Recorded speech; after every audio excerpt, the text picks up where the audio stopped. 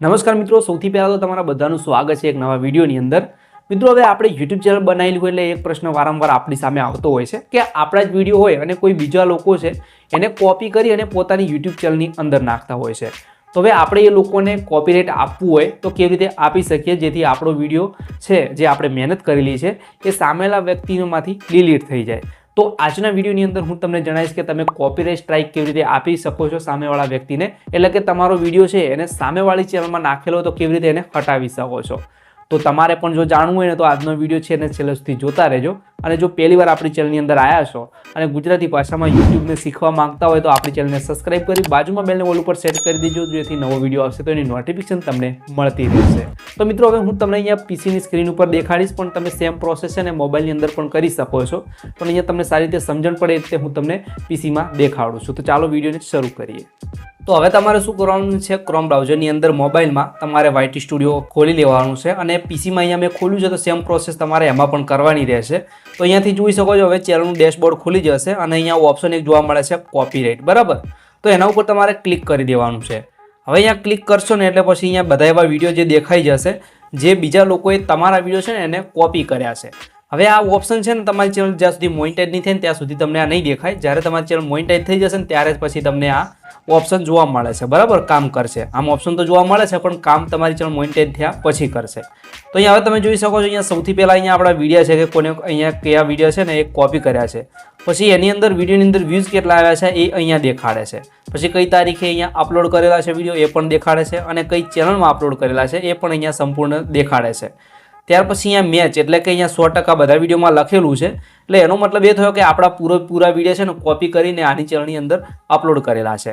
તો અહીંયા તમે જોઈ શકો છો કોઈ ઓછો અડધો એમ કટિંગ કરીને વિડીયો અપલોડ કર્યો હોય તો અહીંયા 50% કે 40% એ રીતે 10થી માંડી 1થી માંડીને 100% સુધી છે ને આપણો વિડીયો અહીંયા કોપીરાઇટમાં મેચ થાય છે એ અહીંયા બધું દેખાડે છે। તો તમારી અંદર પણ તમે આ રીતે ચેક કરી શકો છો।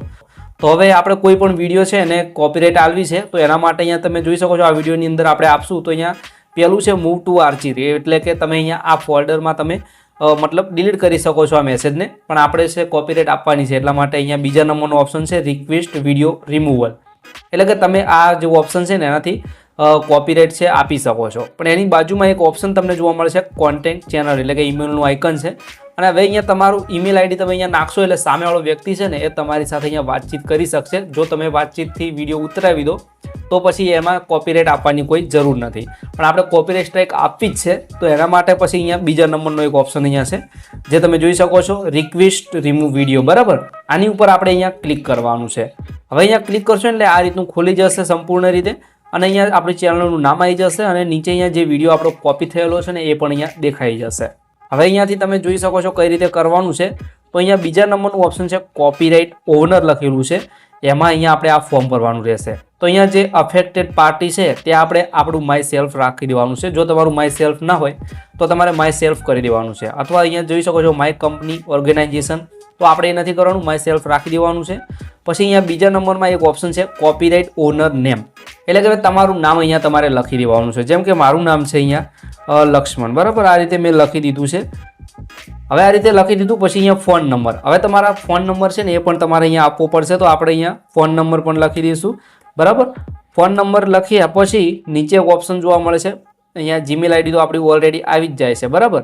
તો અહીંયાથી પછી શું કે તમે જોઈ શકો છો અહીંયા સેકન્ડરી જીમેલ આઈડી, એટલે કે તમે બીજી જીમેલ આઈડી તમારે આપવી હોય તો એ પણ આપી શકો છો।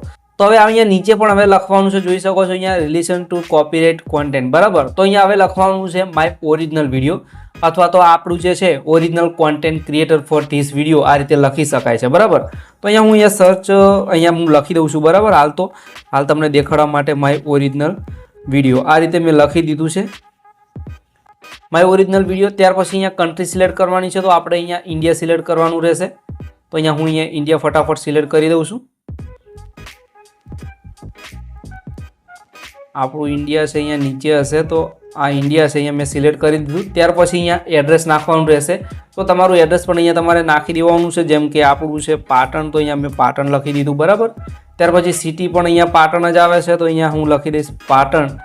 આ રીતે તમારે તમારી સિટીનું નામ લખવાનું છે અહીંયા, આ રીતે તમારે તમારી સિટીનું નામ લખવાનું છે અહીંયા। ત્યાર પછી અહીંયા કન્ટ્રી ફરીથી લખવાનું છે, તો અહીંયા આપણે ફરીથી ઇન્ડિયા કરીશું। આ રીતે લખીને ત્યાર પછી અહીંયા પોસ્ટલ કોડ એટલે કે તમારી સિટીનો જે કોડ આવતો હોય પિનકોડ એ લખી દેવાનો છે. તો અહીંયા આપણે લખી દઈશું એ પણ 384265. આ રીતે તમારો અલગ હશે, મારો અલગ છે, બરાબર, કારણ કે બધા પાટણમાંથી ના હોય ને એટલા માટે. તો અહીંયા હવે ત્રીજા નંબરનું ઓપ્શન આવી જશે. હવે અહીંયા 2 ઓપ્શન જોવા મળે છે. Schedule send for 7 day notice એટલે કે અહીંયા 7 દિવસનું તમે એને નોટિસ આપી શકો છો, અથવા એ વિડીયો 7 દિવસની અંદર નથી ઉતારતો એ ભાઈ તો પછી એને કોપીરાઇટ સ્ટ્રાઇક મળી જશે. અને બીજો એક ઓપ્શન અહીંયા છે એમાં કે તમે જેવું કોપીરાઇટ સ્ટ્રાઇક મેળવશો ને એવો જે એને કોપીરાઇટ સ્ટ્રાઇક મળી જશે ને તમારો વિડીયો છે એ સામેવાળી ચેનલમાંથી ઉતરી જશે.